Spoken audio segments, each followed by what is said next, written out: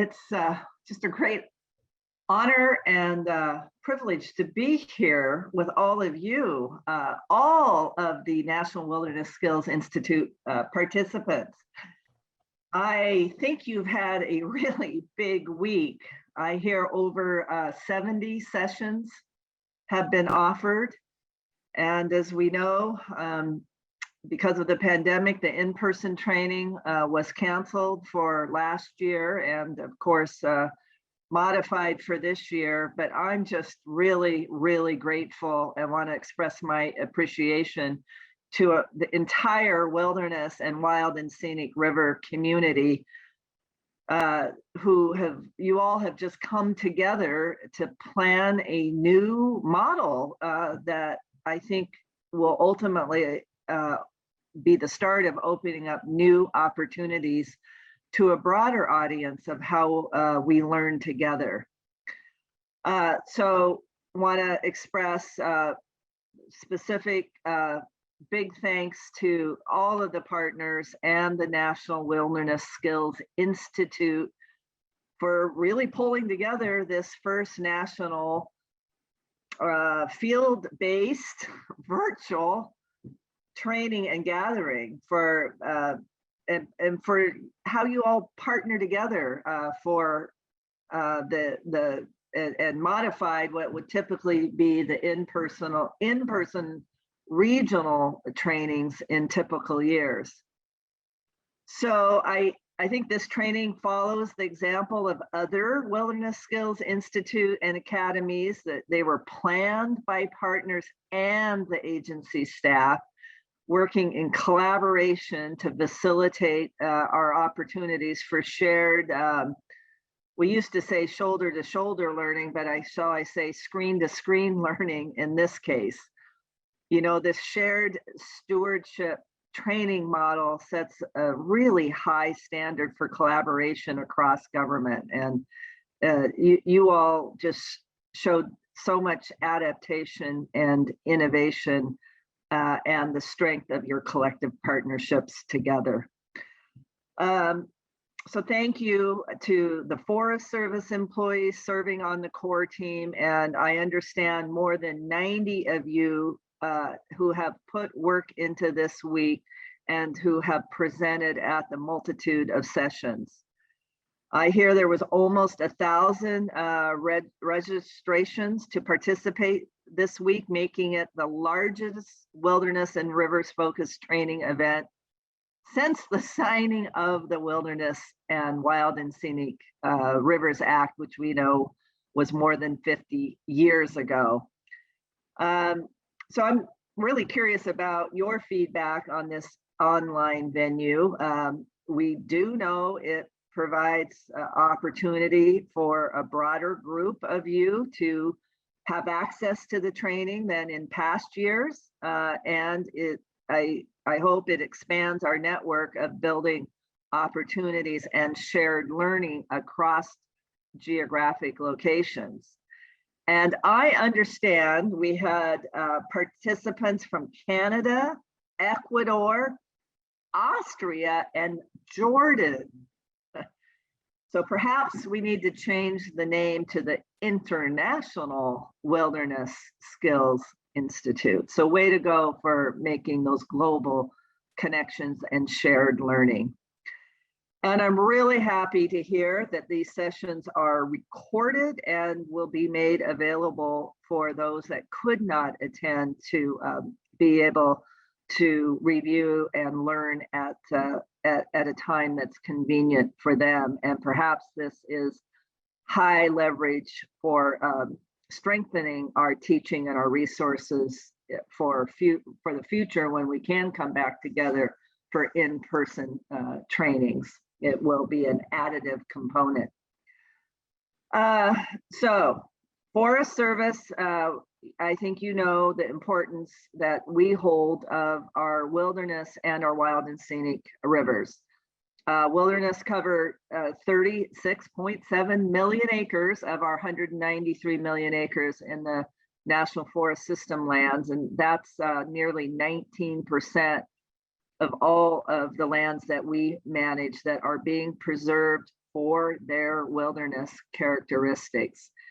We also manage 127 wild and scenic rivers for over 5,100 miles to protect and enhance water quality in their free-flowing condition and their hugely outstanding qualities, remarkable waters and qualities from these rivers. And I don't have to tell you, you all, I think, have been experiencing firsthand, but I want to acknowledge, the challenges and the opportunities this pandemic has presented itself, that you all welcomed more visitors into the wilderness and the wild and scenic river areas than ever before. And many of these people were new to their outdoor experience and had a lot of learning, but it is a significant breakthrough for connecting more Americans to their wonderful natural resources. And our National Visitor Use Monitoring results, the preliminary results, indicate that wilderness visitation rose by 75% in 2020, around double the normal rate that we usually see, or double the rate of the normal increase we would see. So it's just great that we've engaged managers, field staff, and partners in our learning forums such as this to share our state-of-the-art ideas, what's emerging, the methodologies on how to best steward these lands while engaging and educating new backcountry users and dealing with the emerging challenges that certainly come with this upswing. But how do we make it an experience that invites these folks to come back and further learn about these great wildernesses? So it's the dedication of this training that's so important. What I want to convey is we really are committed to high quality training and career development opportunities for those that are in these stewarding our wilderness areas and our rivers. And I want to also express that the Forest Service is absolutely committed to our wilderness stewardship performance, character monitoring, and the wild and scenic rivers programs. This year, as in past years, we invested in priority project spending, including the important cost share agreements with our partners that are participating this week. But I absolutely want to express and acknowledge what you all know, that wilderness and rivers are much more than recreation resources, and they do very much require our active interdisciplinary management. So I'm really glad to see that this week you offered opportunities to certainly understand visitor use management, leadership development, invasive species, fire, the important cultural and traditional resources, and so much more that you all had the opportunity to discuss and learn together. And, investing in trainings like this one really enhances our ability to recruit and retain a more diverse and skilled workforce. And I hope the online format provided greater access to diverse subject matter experts as well as more diverse audiences. I understand the sessions with Dr. Lanham you had were excellent. The more inclusive history of public lands session you had with the Wilderness Society, and the important land acknowledgement sessions. I wish I could have been in all of those, but I'm going to look at the recording. You can count on it.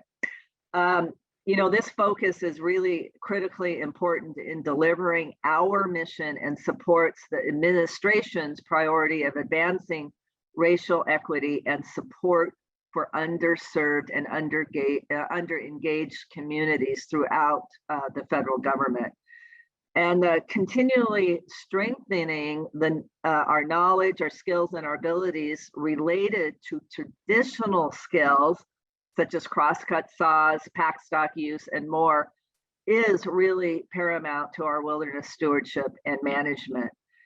And, we had an opportunity, you all had an opportunity to connect virtually and share this knowledge. And we know it's important to be able to get back out in the ground to really practice this in person.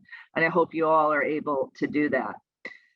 I just want to wrap up by saying, I hope this week was meaningful to you. I know you didn't get as many opportunities to connect, or our networking opportunities are different in a virtual environment, but I still hope that you've built new connections in our shared community of practice in wilderness and wild and scenic rivers. So thank you for your passion, for your commitment, and for your stewardship and conservation ethic of these remarkable landscapes. Please, please take care of yourself and each other this field season, and spend just some time to celebrate your accomplishments. I know they're big jobs. I know you have incredible places that you work in, but these beautiful places are in service to the American people, whether they visit them or not. These are huge, huge, important landscapes. I am grateful to each and every one of you for what you do in your part of stewarding these wonderful places. Congratulations on a great week, and thank you so very much for what you do. Thank you, Chief Christiansen, for joining us. You bet. Have a great rest of your closeout. Thank you so much for the invitation.